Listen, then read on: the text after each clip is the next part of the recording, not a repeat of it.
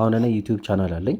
ዩቲዩብ ቻናሌ ላይ አረብ ሀገር የሚኖሩ ሳውዲ የሚኖሩ እና ዱባይ የሚኖሩ እህት ወንድሞች አሉ እና እነሱ ደግሞ ብር ለማስተላለፍ ከዱባይ ወደ ሳውዲ ከሳውዲ ወደ ዱባይ እና ከአረብ ሀገራት ደግሞ ወደ ኢትዮጵያ ብር መላክ የሚቻልበትን መንገድ ይጠይቁኛል። ከዛ መሃል ዛሬ የደረሰኝ ኮሜንት አራጂሂ የሚባል የባንክ አማራጭ አለ። ስለሱ እስቲ በደንብ ንገረኝ የሚል ጥያቄ ደርሶኛል ከኢትዮጵያን ወገኖቼ። እስቲ በደንብ በዝርዝር ንገረኝ ስለሱ። በጣም ጥሩ ጥያቄ ነው። ለዩቲዩብ ቻናሎ ጠቃሚ መረጃ ይሆኑለታል። አልራጅሂ በሳውዲ አረቢያ በጣም ተስፋፍቶ የሚገኝ ባንክ ነው። በተለይ ገንዘብ ማስተላለፍ ሲያስፈልግ ኢትዮጵያውያን ገንዘብ ወደ ኢትዮጵያ ለመላክ ብዙ ጊዜ ይጠቀሙበታል። ዋናዎቹ መንገዶች የባንኩ የሞባይል አፕሊኬሽን እና ቀጥታ ወደ ባንክ ቅርንጫፍ በመሄድ መላክ ናቸው። የምንዛሬ ተመኑ እና ክፍያዎቹ እንደ ጊዜው እና ሁኔታው ሊለዋወጡ ይችላሉ። ከዱባይ ወደ ሳውዲ ወይም በተቃራኒው ለመላክም ተመሳሳይ መንገዶች ሊኖሩ ይችላሉ። ይህንን በተመለከተ የበለጠ ማብራሪያ ይፈልጋሉ? አዎ የበለጠ ማብራሪያ እፈልጋለሁ። ሌላው ደግሞ አራጂን ተጠቅመው ወደ ኢትዮጵያ ብር እንዴት መላክ እንደሚችሉ በዝርዝር ቴክኒኩንም አንድ ላይ ብትነግረኝ ደስ ይለኛል። እሺ በዝርዝር እንያው። ገንዘብ ወደ ኢትዮጵያ ለመላክ አንደኛው መንገድ የአልራጅሂ የሞባይል አፕሊኬሽን መጠቀም ነው። መጀመሪያ አፕሊኬሽኑን አውርደው አካውንት ክሪኤት ማድረግ አለቦት። ከዚያም ገንዘብ የሚልኩለትን ሰው ተቀባይነት ዝርዝር ውስጥ ማስገባት ያስፈልጋል። ይህንን ሲያደርጉ የኢትዮጵያ ባንክ አካውንት መረጃ እና ሌሎች ዝርዝሮች ያስፈልጋሉ። ገንዘብ በሚልኩበት ጊዜ አፕሊኬሽኑ ያሉትን የምንዛሬ ተመኖች እና ክፍያዎችን ያሳይበታል። ሌላው አማራጭ ወደ አልራጅሂ ቅርንጫፍ በአካል በመሄድ መላክ ነው። እዚያም አስፈላጊውን ቅጽ ሞልተው ገንዘቡን መላክ ትችላሉ። በዚህ ዘዴም መታወቂያ እና የተላኪው መረጃ ያስፈልጋል። ይህ መረጃ ለዩቲዩብ ቻናሉ ጠቃሚ ይሆንልዎታል? አዎ በደንብ ይሆናል። ሌላው ደግሞ አሁን ለምሳሌ ወደ ቅርንጫፍ ለመሄድ ሊሆን ይችላል። አፕሊኬሽኑን አውርደው ሬጂስተር ሲያደርጉ ኢቃማ ለሌላቸው ወይም ደግሞ መታወቂያ ለሌላቸው ሰዎች ምን አይነት አማራጭ ሊኖር ይችላል? መሺ አስፈላጊ መረጃ ነው። ያለ ኢቃማ ወይም መታወቂያ በአልራጅሂ በኩል ገንዘብ መላክ ፈጽሞ የማይቻል ነገር ነው። የሳውዲ መንግስት እና ባንኮች ገንዘብ የማስተላለፍ ሂደቶችን በጥብቅ ይቆጣጠራሉ። ህጋዊ መታወቂያ ከሌለ አካውንት መክፈትም ሆነ ገንዘብ መላክ አይቻልም። ስለዚህ ኢትዮጵያውያን በመጀመሪያ ህጋዊ መኖሪያ ፍቃድ ወይም መታወቂያ እንዲኖራቸው ማድረጉ ወሳኝ ነው። ይህንን በተመለከተ ሌላ ጥያቄ አለዎት? አዎ ይህንን በተመለከተ ደግሞ ለምሳሌ ኢቃማና መታወቂያ ባይኖራቸው እንኳን የኢትዮጵያ ፓስፖርት እና እዛ የሚሰሩበት የመስሪያ ፈቃድ የስራ ፈቃድ እና ቪዛ ካላቸው በዚህ ይህንን ነገር መጠቀም አይችሉም ወይ ደግሞ እዛ የሰሩትበትን ገንዘብ በአራጂ ተጠቅመው ወደ ኢትዮጵያ ወደ ሀገራቸው ብር መላክ አይችሉም እያልከኝ ነው?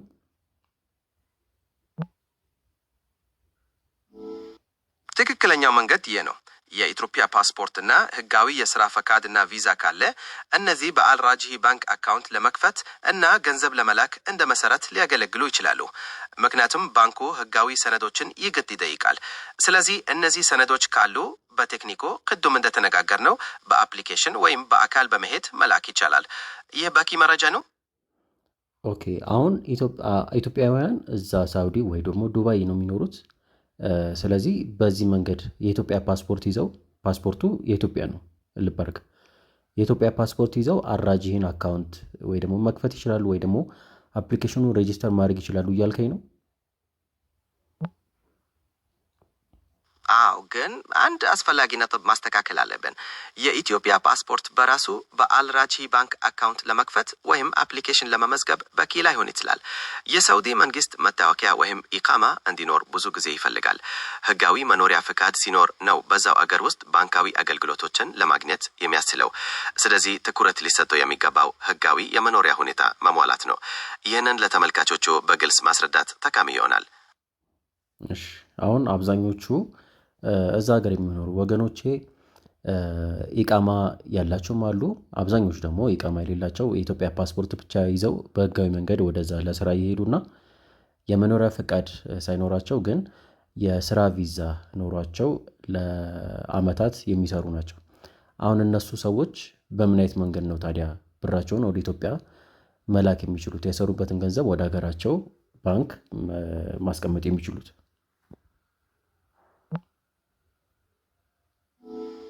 ይህ ተለማመድ ሁኔታ ነው። ኢቃማ ወይም መታወቂያ ሳይኖራቸው በህጋዊ መንገድ ወደ ሳውዲ ወይም ዱባይ የገቡ ሰዎች ገንዘብ ለመላክ እንደ ዌስተርን ዩኒየን፣ መኒግራም ወይም በሌሎች ፈጣን የገንዘብ ዝውውር አገልግሎቶች መጠቀም ይችላሉ። እነዚህ አገልግሎቶች ህጋዊ ሰነዶችን ሊጠይቁ ይችላሉ፣ በተለይ ፓስፖርት እና ቪዛ። ለዩቲዩብ ቻናሉ ይህንን በግልጽ ማቅረብ ጠቃሚ ነው። ሌላ መረጃ ማከል እንፈልጋለን። ሌላው ኤስቲሲ ስለ ኤስቲሲ ፔይ ነግሬያቸው ነበርና ኤስቲሲ ፔይ እሱም እንደዛው ነው። በኢቃማና በግዴታ የዛ የመኖሪያ መታወቂያ ሊኖራቸው ይገባል ማለት ነው። ልክ ነዎት። ኤስቲሲ ፔይም ቢሆን በሳውዲ አረቢያ ውስጥ ህጋዊ የመኖሪያ መታወቂያ ወይም ኢቃማ ያስፈልጋል። እነዚህ ሰነዶች ከሌሉ የኤስቲሲ ፔይ አገልግሎቶችን ሙሉ በሙሉ መጠቀም አይቻልም። ስለዚህ ኢትዮጵያውያን መጀመሪያ ህጋዊነታቸውን ማረጋገጥ ወሳኝ ነው። ለተመልካቾቹ ግልጽ እንዲሆን ይህንን በደንብ ማብራራት ትችላሉ። ሌላ የሚጠይቁት ነገር አለ? አመሰግናለሁ። ከዚህ በፊትም አንድ ቪዲዮ ለቅቄላቸው ነበረ ስለ ኤስቲሲ ፔይ የመኖሪያ ፍቃድ ላላቸውና ኢቃማ ላላቸው ሰዎች ነበር እንደሚሆን የነገርኳቸው። ስለዚህ በደንብ አረጋግጠልኛል፣ እነሱም በደንብ ተገንዝቦታል ብዬ አስባለሁ። ሌላው ደግሞ እንድትጨምርልኝ የምፈልገው ለምሳሌ በስደት በባህር በሌሎች መንገዶች በህገወጥ መንገድ ሄደው ተሳክቶላቸው እዛ ሀገር እየሰሩ ያሉ ወገን ኢትዮጵያውያኖች አሉና እነሱ ደግሞ የሰሩበትን ገንዘብ እንዴት ወደ ኢትዮጵያ መላክ የሚችሉበትን መንገድ የተወሰነ ነገር ካለ ነገረኝ። ፓስፖርት የላቸውም እነዛ ሰዎች፣ የመኖሪያ ፍቃድ የላቸውም።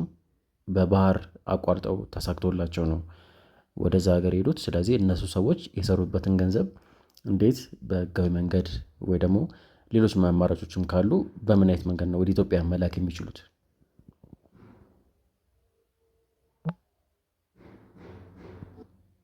ይህ በጣም ውስብስብና ፈታኝ ሁኔታ ነው።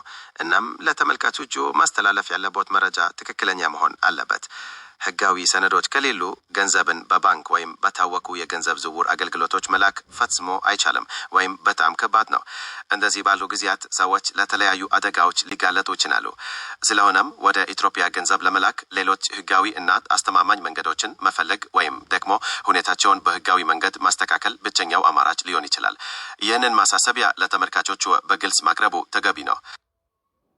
ስለዚህ ምን እንዲያደርጉ ትመክራቸዋለህ? በዋናነት ህጋዊ የመኖሪያ እና የስራ ፈቃድ እንዲያገኙ እንዲጥሩ እመክራለሁ። ይህ ገንዘባቸውን በአስተማማኝ መንገድ ለመላክ ብቸኛው እና ትክክለኛው መንገድ ነው። ከዚያ ውጪ እንደተነጋገርነው እንደ ዌስተርን ዩኒየን ያሉ አማራጮችን ቢጠቀሙም እዚያም ቢሆን ፓስፖርት እና ሌሎች ሰነዶች ሊያስፈልጉ ይችላሉ። ለዩቲዩብ ቻናሉ እነዚህን ነጥቦች በግልጽ እንዲያቀርቡ እመክራለሁ።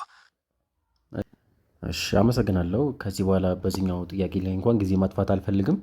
ሌላው ማወቅ ፈልገው አሁን ኮሜንት ላይ የጠየቁኝ ስለ አራጅሂ ምናልባት ኢቃማ ሊኖራቸው ይችላል፣ ፍቃድም ተገቢ ፍቃድ ሊኖራቸው ስለሚችል የአራጅሂን አጠቃቀም በግልጽ እንድታሳይ እንፈልጋለሁ። ለምሳሌ አፕሊኬሽኑን አውርደው ቤታቸው ሆነው እንዴት ሬጂስተር ማድረግ እንደሚችሉ፣ እንዴት አፕሊኬሽኑን ከፍተው እያንዳንዱ ዳታ እንደሚሞሉ ስቴፕ ባይ ስቴፕ በግልጽ እንድትነግረኝ እንፈልጋለሁ። እሺ፣ ጥሩ ነው። ለአልራጂሂ አፕሊኬሽን በቤት ውስጥ ሆነው እንዴት መመዝገብ እንደሚችሉ ደረጃዎችን እንመልከት። ቅድመ ሁኔታው ህጋዊ የመኖሪያ ፍቃድ ወይም ኢቃማ መኖር እና አብሸር አካውንት መያዝ ነው። ደረጃዎቹም የሚከተሉት ናቸው። 1. አፕሊኬሽኑን ከስልኮ መደበር ያውርዶ። 2. ከከፈቱ በኋላ ኦፕን ኒው አካውንት ወይንም አዲስ አካውንት ክፈት የሚለውን ይምረጡ። 3. አስፈላጊውን መረጃ አስገቡ። ሙሉ ስም፣ ኢቃማ ቁጥር፣ የትውልድ ቀን እና ስልክ ቁጥር። 4. በአብሸር በኩል ማረጋገጫ ያድርጉ። 5. ተጨማሪ መረጃዎችን በመሙላት አካውንቱን መጠናቀቅ ይችላላችሁ። ይህንን ተጠቅመው በቀላሉ ገንዘብ መላክ ይችላሉ። እሺ፣ አሁን ሬጂስተር ካደረጉ ከከፈተላቸው በኋላ ደግሞ ብራቸውን እንዴት ዲፖዚት አድርገው ከዛ በኋላ ወደ ኢትዮጵያ ሴንድ ማድረግ እንደሚችሉ ደግሞ ቀጣዩን ስቴፕ ንገረኝ።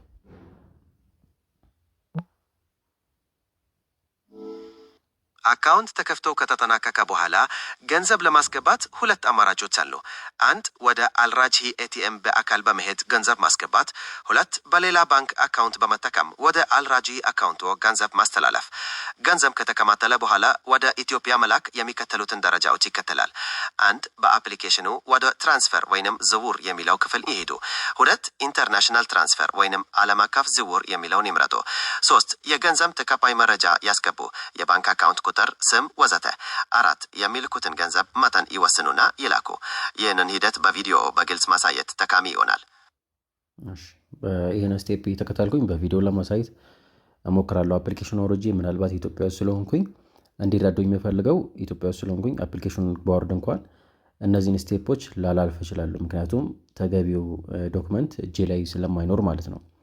ስለዚህ ምናልባት ሌሎች በዚህ መልኩ የተሰሩ ቪዲዮዎች ካሉ እነሱን ዳውንሎድ አድርጌ አንድ ላይ ኤዲት ለማድረግ እሞክራለሁ። ምናልባት እነዚህን ስቴፖች በአረበኛ የተወሰነ ልትነግራቸው ትችላለህ? فكرة جيدة. بالنسبة لخطوات التسجيل والتحويل في تطبيق الراجحي باي، قد تحتاج إلى بعض المصادر الإضافية للفيديو. إليك الخطوات الأساسية باللغة العربية التي يمكنك تضمينها. 1. تنزيل التطبيق. قم بتنزيل تطبيق الراجحي باي من متجر التطبيقات الخاص بك. 2. التسجيل. افتح التطبيق واتبع التعليمات لإنشاء حساب جديد باستخدام رقم الإقامة. 3. إضافة الأموال. يمكنك إيداع الأموال في حسابك باستخدام أجهزة الصراف الآلي أو التحويل المصرفي. 4. التحويل الدولي. اختر International Transfer وأدخل معلومات المستلم لإرسال الأموال إلى إثيوبيا. هل تحتاج إلى مساعدة في ترجمة أي جزء من هذا؟ በጣም አመሰግናለሁ። ይሄ ጠቃሚ መረጃ ሊሆናል ብዬ ገምታለሁ። ተስፋ አደርጋለሁ ተመልካቾቼ ይህንን ቪዲዮ እንደወደዳችሁት ተስፋ አደርጋለሁ። ሌሎችም ጥያቄዎች ካላችሁ እኔ ከአቅሜ በላይ ከሆነና አፕሊኬሽኑን ከፍቼ ማሳየት የሚከብደኝ ከሆነ በዚህ መልኩ ከጓደኛዬ ከጄሚናይ ጋር በመሆን አብረን እያንዳንዱን ስቴፕ እናሳያችኋለን። መልካም ጊዜ ይሁንላችሁ። እኔም አመሰግናለሁ። ጥሩ ትብብር ነበር። ለተመልካቾች ግልጽና ጠቃሚ መረጃ እንደሰጣችሁ ተስፋ አደርጋለሁ። መልካም ጊዜ